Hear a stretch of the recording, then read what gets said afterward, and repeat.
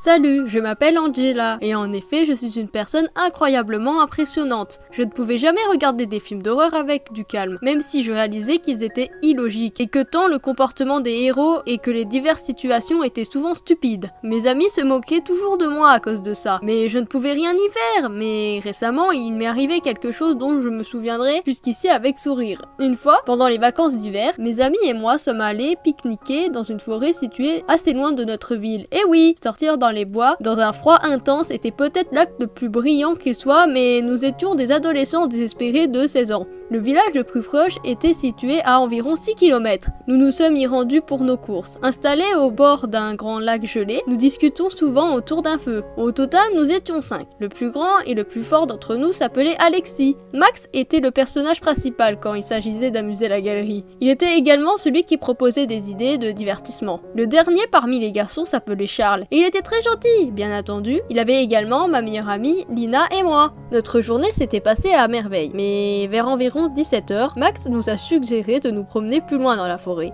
À ce moment-là, nous avions déjà presque tout mangé. Le feu commençait à s'éteindre et nous étions fatigués de raconter des histoires. Nous n'étions donc pas contre l'idée de promenade dans les bois. C'est ainsi que nous rangions nos affaires dans les sacs à dos et avons pris la route. Il faut dire qu'Alexis est un habitué de ce genre d'aventure. C'est pourquoi il était notre guide sur le terrain. Nous n'avions donc pas peur de nous perdre et de nous éloigner de la gare. C'est ainsi notre chemin nous a menés dans un village abandonné. C'était vraiment effrayant à vrai dire. Nous avions l'impression d'être observés par des fenêtres cassées et des petites maisons qui nous entouraient. Les gars étaient follement ravis et ont immédiatement commencé à errer de maison en maison, examinant certains de l'intérieur. Lina nous a alors informé qu'il n'y avait pas le réseau pour se connecter à internet. Ensuite elle a commencé à tourner une vidéo. Tant qu'à moi je me sentais mal à l'aise. Bien qu'en juger la présence des ordures et graffitis, c'était clair que nous étions loin d'être les premiers à errer dans ce coin. Visiblement les jeunes doivent régulièrement traîner ici. Néanmoins j'avais toujours le sentiment que nous n'aurions pas dû venir à cet endroit. Max se moquait de moi car j'étais vraiment épeurée.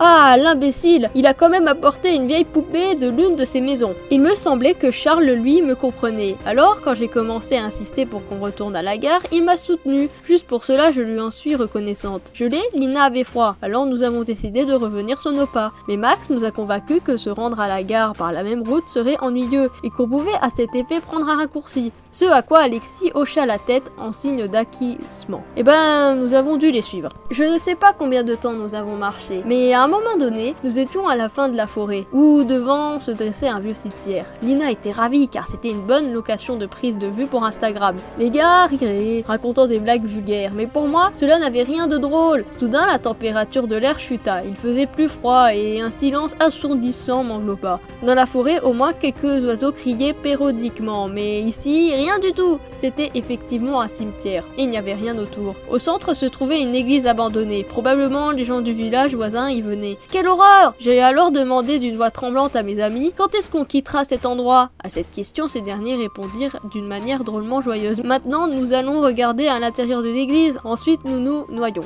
À vrai dire, je ne sais pas ce qu'ils espéraient à y trouver. L'église était non seulement ancienne, mais également pilée, et en même temps, une odeur d'humidité et de pourriture s'imposait. Max et Alexis ont encore une fois ricané, et dans l'église, leur rire semblait très sinistre. J'étais sur le point de partir lorsque soudainement les lampes s'allument. Ce fut des lampes brillantes, recouvertes d'une épaisse couche de poussière. Comment diable se fait-il qu'il y ait de l'électricité ici? Ensuite, il y a eu une sorte de hurlement à l'intérieur, et la lumière s'est brusquement éteinte. Tellement apeurés, nous nous sommes immédiatement enfuis dans la rue, mais il n'y avait personne autour. Pendant un certain moment, nous nous sommes donc restés silencieux, essayant de nous calmer. Cependant, le silence tout autour était terrible. Nous semblons entendre la neige tomber des branches sur le sol. Et soudainement, c'est le silence commençait à apparaître des voix. Ce fut effrayant. Et oui, des voix, comme si à proximité, il y avait une foule de gens mécontents qui discutaient de quelque chose. On ne pouvait pas distinguer les mots, mais leur mécontentement et leur colère se ressentissaient. Vérifiant autour de nous, puis faisant le tour de l'église dans tous les sens, nous n'avons vu personne. Max murmura alors. « Vous entendez ?»